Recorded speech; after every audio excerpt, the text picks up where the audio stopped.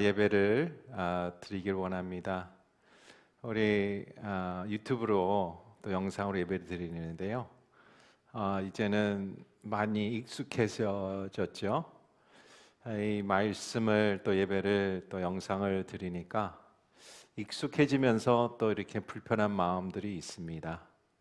우리가 곧 이 자리에서 같이 예배드릴 날을 기대하며 기도합니다.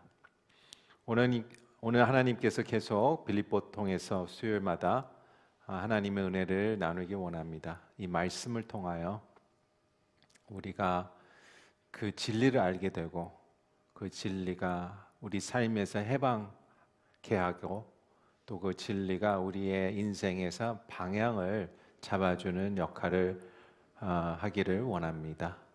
그래서 이 부족한 종이 말씀을 선포하겠지만 실은 이 말씀을 통하여 성령님께서 우리의 삶에, 우리의 마음에 귀한 계시가 또 귀한 씨앗이 심어지라고 믿습니다. 우리가 빌립보서 3장 1절부터 9절을 같이 은혜를 나누겠습니다. 우리 한국말에 일석이조라는 말이 있지 않습니까? 다 무슨 뜻인지 아시죠? 영어로는 비슷한 말이 있습니다. Killing two birds with one stone. 같은 뜻이죠. 한 가지 일을 하여 두 가지 이득을 얻는 것을 뜻합니다. 예를 들어 제가 만약에 비즈니스맨이면 골프장에서 비즈니스 미팅을 하는 거죠. 일석이조죠. 비즈니스의 컨트랙을 맺으면서 또 나의 건강을 챙기는 또 일석이조입니다. 시어머니가 또 며느리를 밥을 사주고 또 예쁜 옷을 사주면 일석이조죠. 그 며느리의 관계를 형성하고 좋은 관계로, 그리고 며느리를 통해서 아들이 사랑을 받도록 하는 겁니다. 일석이조죠.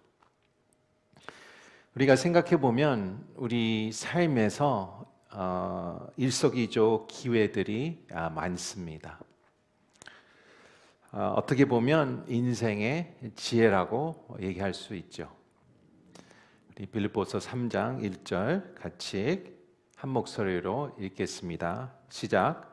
마지막으로 너 형제들이여 주 안에서 기뻐하십시오.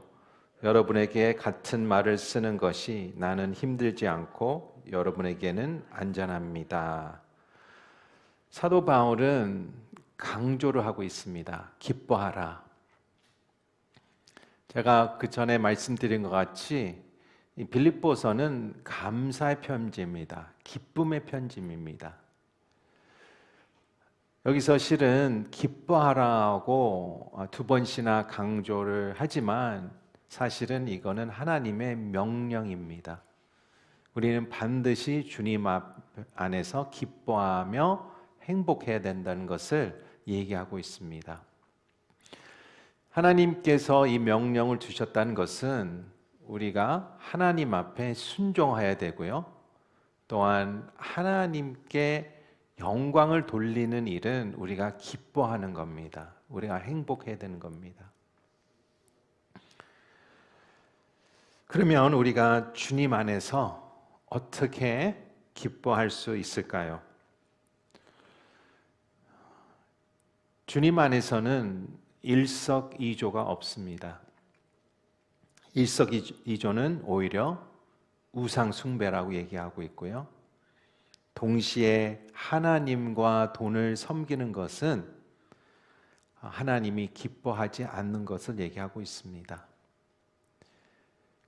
그래서 오늘 이 말씀을 통하여 우리가 깨달은 것은 하나님은 참된 행복은 주님을 위해 모든 것을 내려놓을 때에 온다고 합니다.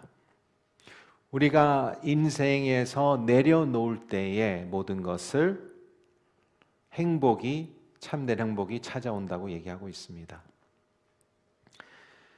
마태복음 13장 14절부터 45절의 말씀입니다. 우리 같이 읽겠습니다. 시작. 하늘나라는 밭에 숨겨진 보물과 같다.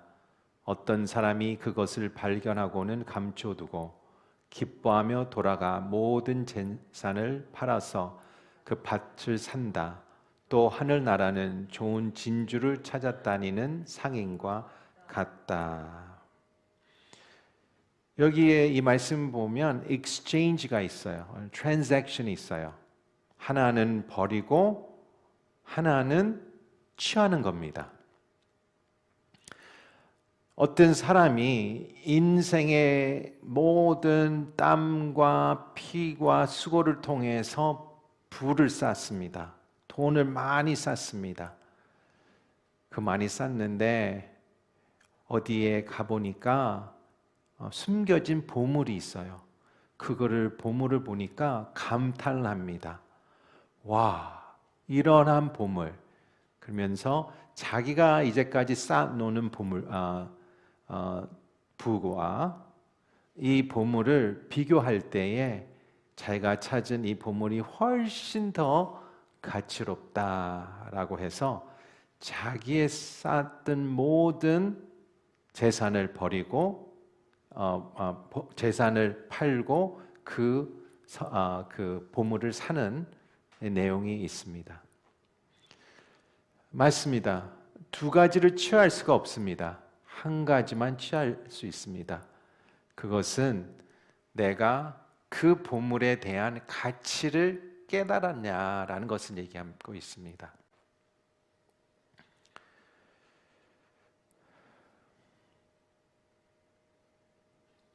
이것이 바로 그 위대한 교환이죠. Great Exchange.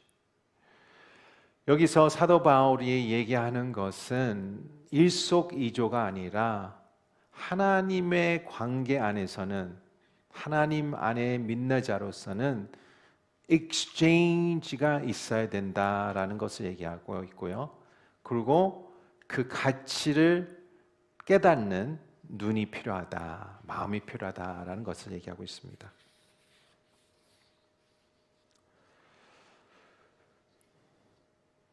상상 한번 해보십시오. A4 용지를 하나 들고 반을 접겠습니다.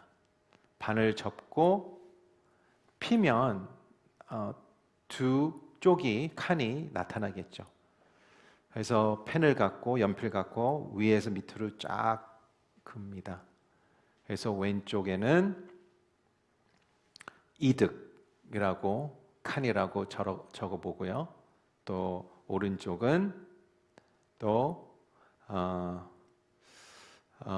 손에 화면이 바뀌어 있어서 원래 여기가 오른쪽이고 여기 보시는 입장에서 왼쪽인데 하여튼 오른쪽은 이득, profit.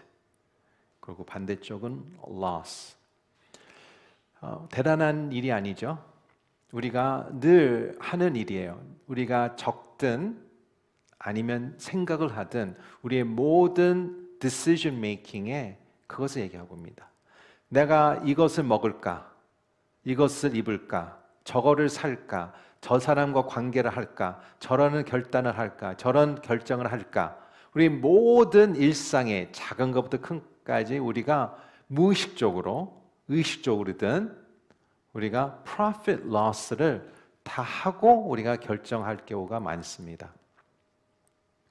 사도 바울은 여기서 그 행복에 대한 것을 얘기할 때에 profit하고 loss를 잘 계산하면서 판단하라고 얘기하고 있습니다. 사도 바울은 본인의 모델링을 통하여 진정한 이득을 위해 우리가 이뤄야 할 두 가지를 얘기합니다. 우리가 내려놓아야 할 두 가지를 얘기하고 있습니다. 그래서 그 두 가지를 우리가 이 시간에 같이 살펴보겠습니다. 첫 번째 화면으로 우리가 같이 읽도록 하겠습니다. 시작. 나의 종교적 열정을 내려놓을 때 행복이 옵니다. 첫 번째 나의 내려놓음은 종교적 열정입니다. 빌립보서 3장 2절부터 4절에 이렇게 기록되어 있는데요. 개들을 조심하고 악을 행하는 사람들을 조심하고 거짓 할례를 받은 사람들을 조심하십시오. 하나님의 영으로 섬기고 그리스도 예수를 자랑하며 육체를 내세우지 않는 우리가 참 할례를 받은 사람들입니다. 비록 나도 육체를 내세울 것이 있지만 그렇게 하지 않습니다. 조심하라고 얘기합니다. 개들을 조심하라고 그러고요. 또 악을 행하는 사람들 조심하라고 그러고, 그리고 거짓 할례를 받은 사람을 조심하라고 얘기합니다. 각각 다른 사람입니까? 아닌 것 같습니다. 딱 한 종류의 얘기 같습니다. 이 사람들은 거짓 할례에 받은 사람들이라 얘기하고 있습니다. 사도 바울이 여러 많은 교회를 세웠습니다. 그런데 교회에 세우고 떠나면 거기에 혼란을 일으키는 사람들이 들어옵니다. 그래서 진리를 같이 얘기하면서 속이는 사람들이 얘기했습니다. 그게 바로 유대주의자죠. 이 유대주의자는 이렇게 얘기합니다. 당신이 구원을 받기를 원하면 예수 그리스도를 믿고 플러스 할례를 봐야 된다라고 주장합니다. 예수 그리스도 믿는 뿐이 enough가 하지 않고 할례를 받아야 된다는 것을 주장하고 있습니다. 그래서 이 사람들이 개들이고요, 악을 행하는 사람들이라고 바울은 얘기하고 있습니다. 그런데 사도 바울은 이것이 바로 거짓 할례라고 얘기합니다. 어떻게 거짓 할례입니까? 왜냐하면 이 할례는 오직 육체에 대한 할례입니다. 그것은 거짓 할례입니다. 사도 바울과 하나님이 얘기하시는 참된 할례는 마음의 할례를 받은 자죠. 어떤 마음의 할례를 받은 겁니까? 성령으로 받는 것입니다. 예수 그리스도의 보혈로 받는 것입니다. 구원을 통하여 받는 것입니다. 내 내면에 있는 영혼이 할례를 받다는 것은 그것이 잘라내는 거죠. 죄를 잘라내는 것과 악을 잘라내는 것과 개들의 마음을 잘라내는 그런 프로세스가 없이 이 사람들은 육체적인 할례만 얘기하고 그것이 구원의 길이라고 얘기하는 게 거짓 할례라고 얘기하고 있습니다. 초대교인들 같이 우리도 모두 은혜로 시작하지 않습니까? 성도 여러분, 은혜로 시작했죠? 예수님을 인격적으로 만나고 은혜를 받아서 내가 눈물 흘리며 회개하며 예수님을 만났어요. 복음을 받아들였어요. 구원을 얻어들였어요. 근데 초대교회 교인들 같이 은혜로 시작했지만 우리가 유혹이 있습니다. 종교적 열성으로 나가는 유혹들이 있습니다. 맨 처음에는 은혜요 눈물이 있고 감사가 있었는데 나중에는 이렇게 마음을 가질 수가 있습니다. 내가 열심히 해서 하나님이 나를 예뻐하겠지. 내가 열심히 하면 하나님이 나를 사랑하겠지. 내가 열심히 하면 고난이 없겠지. 내가 열심히 하면 이런 축복을 받겠지. 내가 열심히 하면 다른 성도님 앞에서 멋지게 보이지. 그런 마음들이 우리한테는 다 유혹이 있습니다. 초대교회 교회 성도님들도 마찬가지였습니다.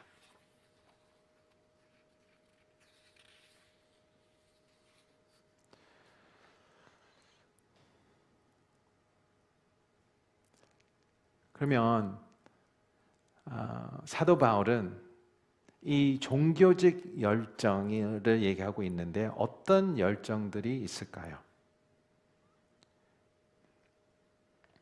우리 5절을 보니까요. 이렇게 기록되어 있습니다. 5절 후반전입니다. 율법으로 말하자면 바리새파 사람이여 라고 얘기합니다. 어떤 열정을 그냥 어느 예화에서 따오는 게 아니라 사도 바울은 나 자신을 통하여 교훈을 삼아라 라고 얘기합니다. 그러면서 본인 얘기를 이제 풀어나갑니다. 첫 번째는 5절 후반전 보니까 율법으로 말하자면 바리새 사람들이었습니다. 바리새인들 누구입니까? 우리가 보통 바리새파 생각하면 부정적으로 생각합니다. 하도 교회에서 그렇게 티칭했기 때문에. 근데 바리새파 사람들은 대단한 사람입니다. 오직 하나님의 말씀을 집중하는 사람들입니다. 전통, 근본주의자, 그리고 하나님의 말씀을 그대로 받아들여서 그것을 그대로 실행하는 사람. 그 사람들은 여지가 없습니다. 말라기와 마태복음 사이에 400년에간 사일런트 이어가 있습니다. 말씀도 없고요, 선지자도 없었고 예언자도 없었습니다. 그때에 이 자율적인 리버럴한 유대인들이 좀 다른 길로 벗어가는 것을 사람들이 봤어요. 그래서 사람들이 이렇게 가면 안 되겠다 하면서 전통적으로 트래디셔널하게 컨서베티브하게 만든 그룹이 바로 바리새파입니다. 바리새파의 뜻은 이거예요. separatist. 띄어서 나온 사람들이라고 얘기합니다.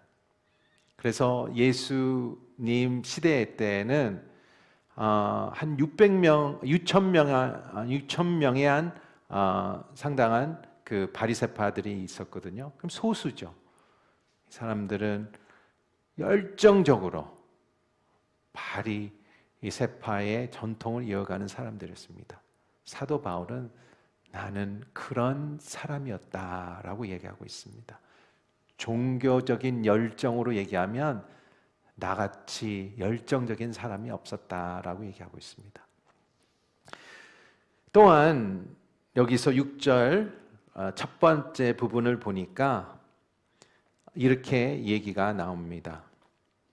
열성으로 교회를 핍박을 했다고 얘기합니다. 열성으로. 영어로는 zeal이에요. zealous, zealot. 엄청난 열성이 있는 것은 이렇게 물과 불을 안 가린 사람 이렇게 표현하잖아요. 한국말에.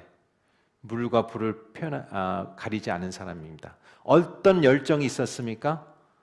얼마나 열정이 있는지 예수 그리스도의 교회를 핍박했다고 얘기합니다. 그게 무슨 뜻일까요? 열정과 왜 이 교회의 교인들을 핍박하는 게 무슨 연결이 있을까요? 이 열정은 이렇습니다. 하나님을 사랑하기 때문에 하나님을 사랑하지 않는 사람을 증오하는 겁니다.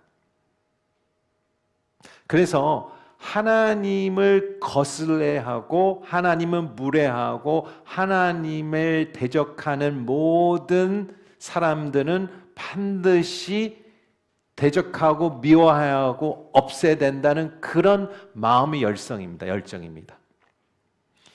코인을 잡아보십시오. 코인에는 two side가 있습니다. 두 쪽이. 한쪽은 하나님을 사랑하고 하나님을 향하고 나가고 반대쪽은 그 열정적인 헤이트입니다. 증오한 것입니다. 그렇기 때문에 사도 바울은 본인이 예수님 만나기 전에 바리새파였고요. 이런 열성이 있고 이 예수님의 제자들이 바로 하나님을 대적하는 사람으로 보였습니다. 그렇기 때문에 열정적으로 이 사람들을 죽이고 감옥에 집어넣어야 된다라는 주장. 이해가 되죠? 그런 열정을 가진 사람이라. 나 같은 열정 있는 사람은 없다라고 얘기하고 있습니다. 사도 바울은 종교적으로 진짜 진지한 마음을 가진 사람이에요. 가식 있는 사람이 본인의 믿음이 있었습니다. 그리고 본인을 희생했습니다. 모든 것을 내려놓고 모든 것을 줬습니다. 그게 바로 종교적 열정.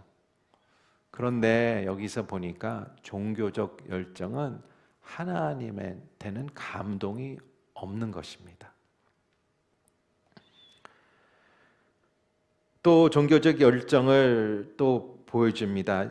6절 두 번째 부분에 후반부에 율법에 의로운 흠이 없는 사람을 얘기하고 있습니다. 무슨 뜻일까요? 흠이 없었다, 죄가 없었다, 완벽하다? 그 뜻이 아니죠. 그런 뜻이 아니고 율법에 대한 흠이 없었다. 얼마나 율법을 잘 따랐다면 옆에 있는 사람이 나를 보고 그 사람은 또 율법이 좀 약해, 좀 율법을 좀 이런 부분은 좀 숏컷으로 나간다, 그렇게 얘기할 수 있는 사람이 없다라고 얘기하는 겁니다. 얼마나 자부심이 있겠습니까?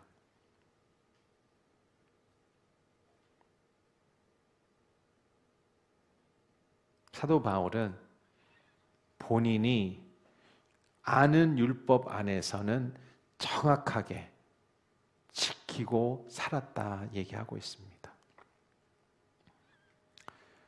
이 짧은 이 세 가지의 목록을 보고 여기에는 진짜 감탄이 있고요. 진짜 종교적인 열정을 느껴집니다.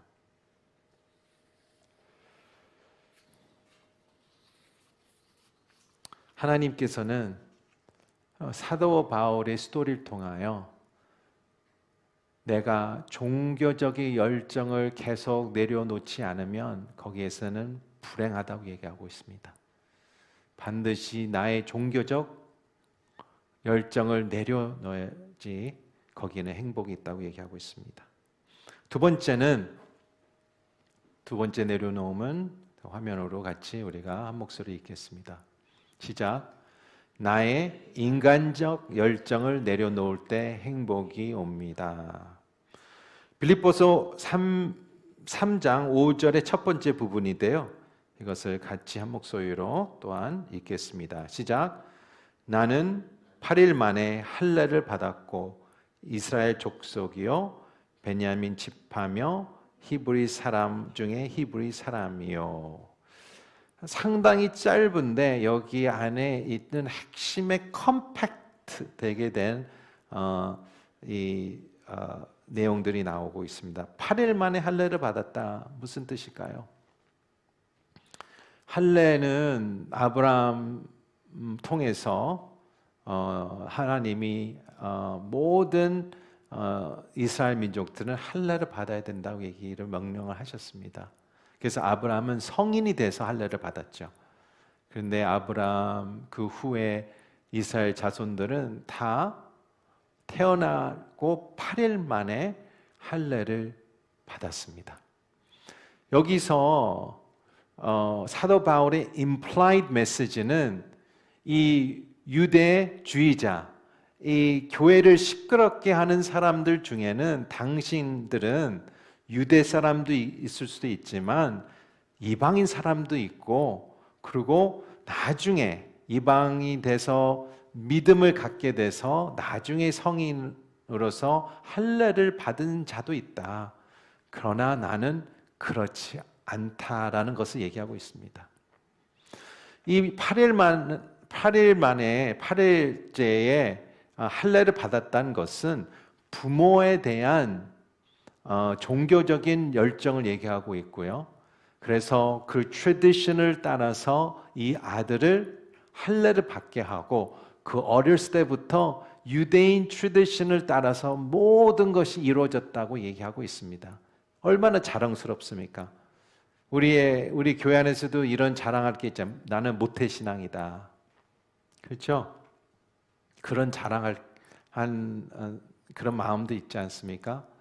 나의 부모, 나의 대대로 뭐 몇 대의 장로님, 몇 대의 목사, 몇 대의 선교사, 그런 자랑할 게 그런 자랑도 있고요. 또한 그것도 훌륭한 거죠. 그렇게 이루어지기는 상당히 어렵습니다. 근데 사도 바울은 마찬가지로 본인도 팔제에 할례를 받았다라고 얘기하고 있습니다. 두 번째는 이스라엘 족속이요라고 얘기합니다. 이스라엘 사람이라고 얘기하고 있습니다. 여기도 마찬가지로 유대 사람도 있을 수도 있겠지만 이방인이 주가 된 경우가 있기 때문에 본인은 originally 유대 사람이다, 이스라엘 사람이다 라고 얘기하고 있습니다. 그래서 얼마나 유대 사람들은 자부심인지 몰라요. We are the chosen people. 그런 자부심이, 우리가 축복받은 민족이요, 우리가 선택받은 민족이요, 그런 자부심이 있어요. 그러니까 우리 유대인 크리스찬이 우리 이방인 크리스찬을 봤을 때 우리는 오리지널 브랜치고 당신들은 접붙인 브랜치다라고 얘기를 해요. 우리 들을 때는 기분 나쁘겠지만 그 사람들은 그런 자부심이 있는 거예요. 우리가 오리지널이다, 원조다. 한국에 그 서초 그 바닷가에 가면 무슨 식당들이 있어요. 어디든 뭐 식당은 다 있겠죠. 가면 원조 모모 그런 식당들이 많아요. 한 길거리에 있어요. 원조. 근데 거기 또 가보면 원조의 원조, 진짜 원조란 얘기예요. 사도 바울이 그런 게 원조다, 나는 오리지널이다 얘기하고 있습니다. 세 번째는 벤야민 지파라고 얘기합니다.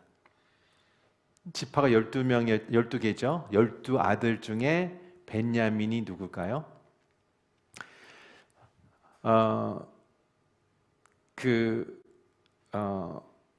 야곱이 아내가 4명이었습니다. 원래는 1명이 되었는데 속임을 받고 이제 나중에 라헬을 결혼을 하게 됐습니다. 레이첼을. 그런데 첫 번째 부인을 레아는 사랑하지 않았어요. 속아서 결혼했고요. 두 번째는 레이첼이었습니다. 근데 레이첼이 아기를 못 가져요. 사랑하는데. 그래서 나중에 이 레이첼을 통해서 요셉이 나왔고요. 그 다음에 벤야민을 낳다가 죽습니다. 벤야민 지파란 얘기예요. 유대의 라인이죠. 그렇죠?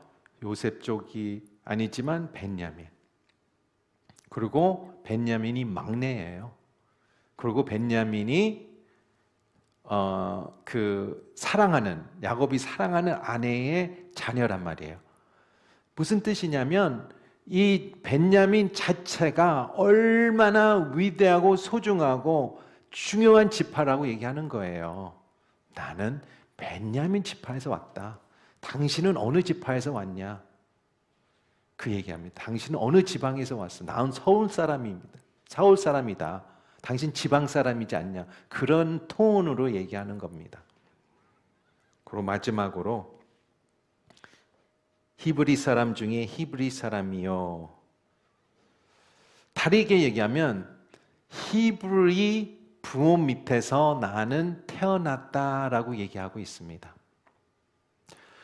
상당히 중요한 얘기예요. 이 히브리 사람들이 디아스포라를 겪게 됩니다. 그렇죠?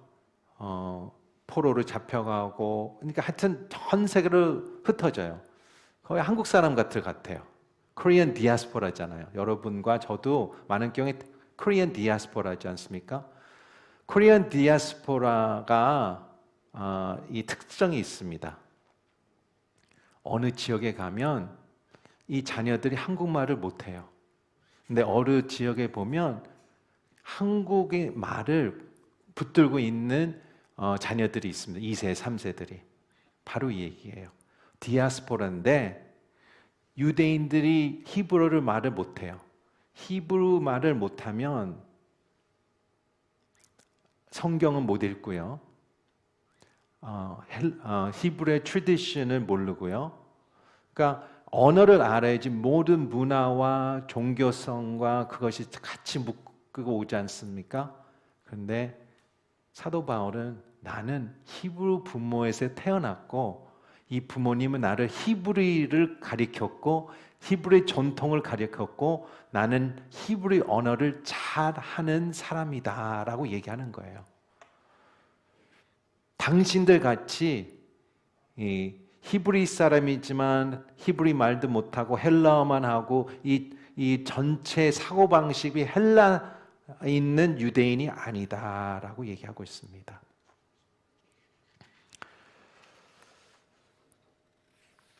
이 긴 얘기를 하면서 사도 바울은 그 종이를 반을 접은 종이에 왼쪽은 이득, 오른쪽은 손해. 그래서 본인의 레주메를 자세히 가득 채웠어요. 나는 히브리 사람이다. 나는 바리새파 사람이다. 기타 등등. 꽉 왼쪽 칸이 다 꽉 차게 했어요. 그리고 다른 칸에는 딱 이 두 단어를 썼습니다. 예수 그리스도. 그 다음에 결론을 내렸습니다. 성도 여러분, 여러분도 한번 그 종이에 사도 바울 같이 이 prophet, 내가 이득하고 내가 자랑만한 것을 한번 가득 채워보십시오. 물론 사람마다 차이점이 있겠지만 가득 채울 수 있습니다. 나는 이런 사람이야. 나는 이런 거를 했어. 나는 이런 거 했어.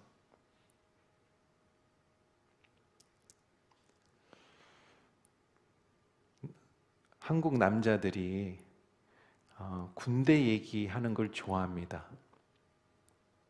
그래서 아는 사람이든 아는 사람이 아니든 군대 얘기를 통해서 친해지는 것 같습니다. 근데 군대 얘기 막 하다가 서로 군대 힘든 얘기, 저런 얘기 하다가 한 사람이 다른 사람한테 물어봐요. 당신 어디 나왔어? 하면 알고 보니까 방위를 나왔대요. 그럼 그때부터는 무시하게 됩니다. 방위 나왔다고 다 당신이 뭘 안다고 그래요. 다 그래요. 이 칸을 한번 쫙 나는 군대 나왔어. 난 방위를 안 나왔어. 기타 등등해서 쫙 한번 나는 병장 제대가 아니라 내가 간부였어. 장교 출신이었어. 어떤 결론이 나오겠습니까? 우리 3장 8절과 9절의 말씀을 같이 읽겠습니다. 시작. 내가 참으로 모든 것을 해로이 여기는 것을 내 주 예수 그리스도를 아는 지식이 가장 고상하기 때문입니다. 그분으로 인해 내가 모든 것을 잃어버리고 심지어 배설물로 여기는 것을 내가 그리스도를 얻고 그 안에서 발견되기 위한 것입니다.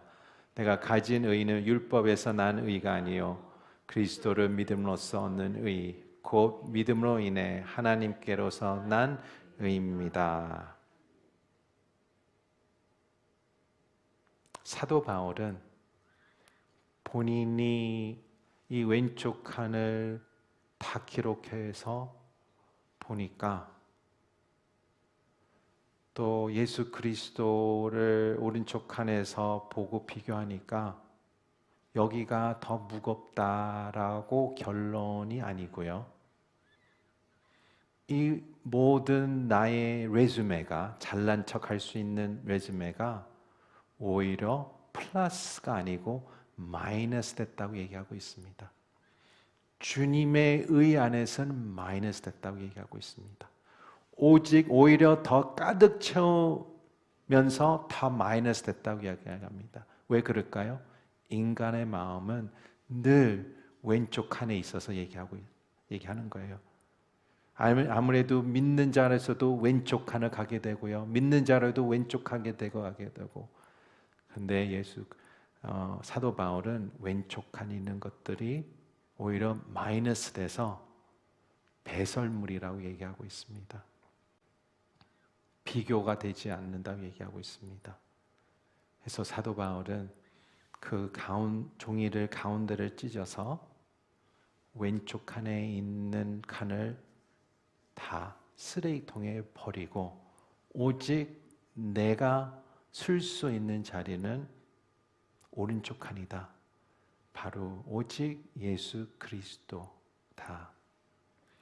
왼쪽 칸에 그 타이틀이 뭐였습니까?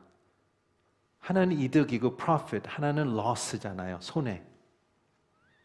paradox란 얘기예요. 인간의 눈에서는 예수 그리스도를 믿는 것은 손해요. 있는 것이고 오히려 사람한테 내 인생에서 마이너스 되겠지만 사도 바울은 그렇지 않다고 얘기하고 있습니다. 오히려 그것이 거꾸로 하나님께서 그 테이블을 턴오버해서 오히려 그게 완벽한 제일 중요한 이득, profit이라고 얘기하고 있습니다. 믿는 자는 하나님과 신앙의 여정의 사이에 일석이조가 없습니다. 참된 행복은 주님을 위해 모든 것을 내려놓을 때, 모든 것이 이를 때에 진정 행복이 찾아온다고 얘기하고 있습니다. 성도 여러분, 우리 사도 바울 같이 우리가 모든 우리의 인생에 자라할 것을 배선물로 여기고 오직 예수 그리스도 의를 붙들고 나가는 우리 한 분 한 분 되기를 축원합니다.